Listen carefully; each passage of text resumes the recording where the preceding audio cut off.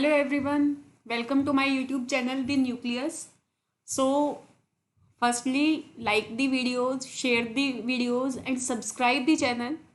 And अब हम अगर हमारे लेक्चर की बात करते हैं तो जैसे हमने लास्ट वीडियो में कंसंट्रेशन टर्म स्टार्ट की थी and first concentration term percentage composition हमने डिस्कस की थी।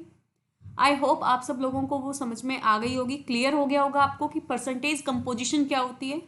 Now in this video we will discuss our second concentration term, that is mole fraction. देखो मोल फ्रैक्शन जो होता है इसको हम डिनोट करते हैं काय से। मोल फ्रैक्शन मीन्स, इसका नेम ही हमें सजेस्ट कर रहा है, मोल्स का फ्रैक्शन मीन्स मोल्स का रेशियो।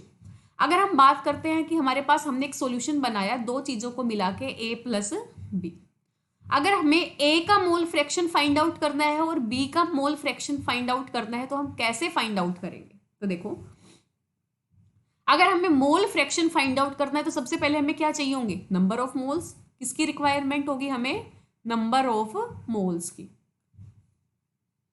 नंबर ऑफ मोल्स क्या होते हैं बेटा, नंबर ऑफ मोल्स अगर आपको निकालना है तो यहाँ पे कौन सा मेथड यूज करोगे। अगर आपको नहीं पता है तो आप यूज कर लेना given mass by molar mass. अगर हमारे पास जो ए कंपोनेंट है, ए के नंबर ऑफ मोल्स हैं एन ए, जो बी कंपोनेंट है उसके नंबर ऑफ मोल्स हैं एन बी, तो अगर हमें मोल फ्रैक्शन निकालना है, अगर हम बात करते हैं ए के मोल फ्रैक्शन की, तो वो क्या आ जाएगा बेटा, ए के number of moles of A divide by total number of moles, divide by total number of moles. Similarly अगर हमें बी का मोल फ्रैक्शन निकालना है तो बी का क्या आ जाएगा, अब बी का मोल फ्रैक्शन निकालना है तो ऊपर किसके मोल्स लेंगे, बी के, क्या आ जाएगा, number of moles of B divide by total number of moles, divide by total number of moles. अभी हमने देखा ए के नंबर ऑफ मोल्स कितने थे, एन ए, अब टोटल मोल्स कितने होंगे। अगर हमारे सॉल्यूशन में सिर्फ ए और बी दो ही कंपोनेंट प्रेजेंट है तो टोटल मोल्स कितने हो जाएंगे, ए के number of moles plus B के नंबर ऑफ मोल्स। सिमिलरली अगर हम काई बी की बात करेंगे तो बी के नंबर ऑफ मोल्स कितने थे, एन बी, और टोटल मोल्स कितने आ जाएंगे, N A plus N B. So this is our mole fraction. अगर बेटा हमारे पास कोई भी एक सॉल्यूशन हमने प्रिपेयर किया है, उस सॉल्यूशन में तीन कंपोनेंट प्रेजेंट है ए बी एंड सी, हमें तीनों का मोल फ्रैक्शन निकालना है। अगर ए के नंबर ऑफ मोल्स हैं एन ए, बी के number of moles N B and N C is the number of moles of C component, तो अगर हम यहाँ पे ए का मोल फ्रैक्शन निकालेंगे, ऊपर किसके मोल्स आएंगे, ए के, और डिनोमिनेटर में टोटल नंबर ऑफ मोल्स। अब हमारे पास टोटल मोल्स कितने हो गए, ए के प्लस बी के प्लस सी के, कितने मोल्स हो गए total, N A plus N B plus N C. Similarly अगर हम बी का मोल फ्रैक्शन निकालेंगे किसके बराबर आएगा, N B divide by total moles, that is equal to N A plus N B plus N C. And C का mole fraction कितना आ जाएगा, N C divide by total moles, A के moles plus B के plus C. Clear है इतना। एक जो मेजर बात हमें मोल फ्रैक्शन में ध्यान रखनी है, वो क्या ध्यान रखनी है, चाहे आपका एक सॉल्यूशन वो 10 कंपोनेंट से मिलके बना हो, 20 से मिलके बना हो, हर कंपोनेंट के मोल फ्रैक्शन को जब तुम एडअप कर दोगे उसकी वैल्यू हमेशा क्या आनी चाहिए, यूनिटी। अगर हमने दो कंपोनेंट से सॉल्यूशन बनाया था फर्स्ट वाला, दोनों के मोल फ्रैक्शन को ऐड करोगे तो कितना आना चाहिए, 1। सेकंड सॉल्यूशन हमने तीन कंपोनेंट को मिला के बनाया था ए बी एंड सी, अगर ए बी और सी तीनों के मोल फ्रैक्शन को ऐड करोगे तब भी वैल्यू क्या आनी चाहिए, 1। Okay, this is the most important thing about mole fraction. अगर हम देखो मोल फ्रैक्शन की यूनिट की बात करते हैं, किसकी बात करते हैं, यूनिट की, तो मोल फ्रैक्शन की यूनिट क्या होगी, मोल फ्रैक्शन की अगर हम यूनिट की बात करें तो मोल फ्रैक्शन की यूनिट क्या होगी, दो मोल्स का रेशियो है तो क्या आ जाएगी इसकी यूनिट, यूनिटलेस। मोल फ्रैक्शन की कोई भी यूनिट नहीं होती, this is completely unitless. Okay, अब देखो क्वेश्चन डिस्कस कर लेते हैं। फॉर एग्जाम्पल हमारे पास एक क्वेश्चन दे दिया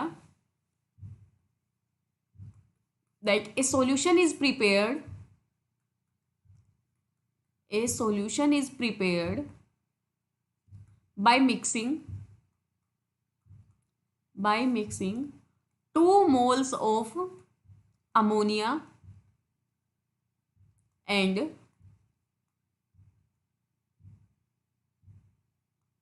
4 moles of CH4, दोनों को मिला के एक सॉल्यूशन बना दिया और पूछा है मोल फ्रैक्शन क्या होगा। ठीक है, calculate the mole fraction of each component, दोनों का क्या कैलकुलेट करना है बेटा, calculate the mole fraction of each component. देखो अगर आप लोगों को अमोनिया का मोल फ्रैक्शन निकालना है तो सबसे पहले किसके आएंगे, अमोनिया के moles, that is equal to 2 divide by total moles, total moles means ammonia के प्लस CH4 के, 2 + 4 दैट इज इक्वल टू 6। तो कितने मोल्स आ गए हमारे पास, 1/3। मोल फ्रैक्शन कितना आ गया, सॉरी अमोनिया का 1/3। अगर अब तुम CH4 का मोल फ्रैक्शन निकालोगे तो क्या आएगा, CH4 के moles that is equal to 4। Total moles कितने हैं, 2 NH3 के और 4 CH4 के, 2 + 4, 4/6 दैट इज इक्वल टू 2/3। अगर अब तुम्हें क्रॉस चेक करना है बेटा, दोनों को एडअप करके देख लो, अगर दोनों को एडअप करने पे तुम्हारा आंसर 1 आ रहा है, it means this one is correct. Okay, next question देखते हैं। For example you have given that 2 gram of H2, 34 gram of NH3 and 78 gram of benzene, benzene क्या होती है, C6H6 is mixed to prepare a solution, to prepare a solution, calculate the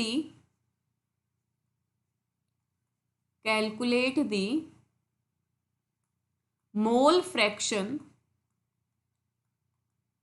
calculate the mole fraction of each component. ठीक है, आप कैसे निकालोगे, देखो तुम मोस्टली क्या करेंगे, H2 का मोल फ्रैक्शन निकालना है, सीधा 2 डिवाइड बाई 2 + 34 + 78 ये कर देंगे, but this is incorrect. Mole fraction निकालना है, इट मीन्स हमें किसका रेशियो लेना है, मोल्स का रेशियो लेना है, मास का रेशियो हमें नहीं लेना है। ओके, तो अब सबसे पहले हमें यहाँ पे तीनों का क्या दे रखा है, mass. Firstly we have to calculate moles. अगर हम किसकी बात करें, सबसे पहले H2 की, तो पहले हम निकालेंगे moles of H2, that is given mass by molar mass. H2 का मास कितना दे रखा है, 2, मोलर मास क्या होगा 2, H2 के मोल्स कितने आ गए, 1। आफ्टर दैट हमें निकालने हैं NH3 के मोल्स। NH3 का गिवन मास कितना है, 34, मोलर मास कितना हो जाएगा बेटा, एक नाइट्रोजन का 14, एक हाइड्रोजन का 1 होता है, 3 का ये 17। तो हमारे पास NH3 के कितने मोल्स आ गए, 2। उसके बाद है हमारे पास बेंजीन, बेंजीन क्या है, C6H6, given mass is 78, molar mass कितना आएगा, एक कार्बन का 12 होता है तो 6 का 72, एक हाइड्रोजन का 1 होता है तो 6 का 6, मोलर मास भी 1। टोटल नंबर ऑफ मोल्स कितने आ गए, 1। अब हम कैलकुलेट कर सकते हैं मोल फ्रैक्शन, H2 का मोल फ्रैक्शन, H2 के number of moles divide by total, total कितने हो गए बेटा, 1 + 2 + 1, 4।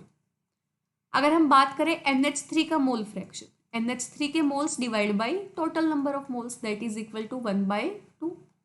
अगर हम बात करें बेंजीन के नंबर ऑफ मोल्स, बेंजीन के number of moles, sorry benzene का mole fraction, that is equal to benzene के moles divide by total number of moles. Clear है, so this is the mole fraction of each component. So I hope आप लोगों को mole fraction समझ में आ गया होगा।